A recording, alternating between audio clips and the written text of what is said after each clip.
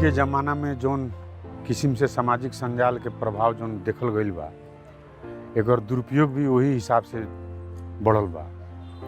ओके चलते सामाजिक संजाल में कोनो भी किस्म के न्यूज आइल उ सही है कह के एक बेर पतियाइल भी ठीक नहीं है, उचित बात नहीं है। ओकरा के जांचे परखे खातिर और मीडिया के भी अध्ययन करे के पड़ल, देखे के पड़ल।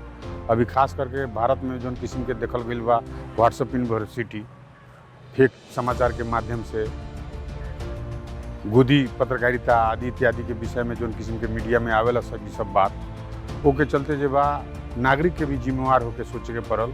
सामाजिक संजाल में आई सब बात सही होला, ई तथ्यहीन बात बा, एकरा के बूझे के पड़ी, समझे के पड़ी। हमने के कौन सूचना सही कौन सूचना गलत है कह के पहचान करवा के चाहिए। इंटरनेट में आयल सभी सूचना सही हक कह के हमने शेयर कर देवली सन। अही से गलत सूचना के मलजल मिल रहल बाटे। हमने के सामाजिक संजाल में मिले वाला सूचना के अध्ययन करे के आदत बैठावे के पड़ी। कभी काल गलत सूचना से हमने के गलत निर्णय लेवे में भी प्रेरित होत रहल बानी।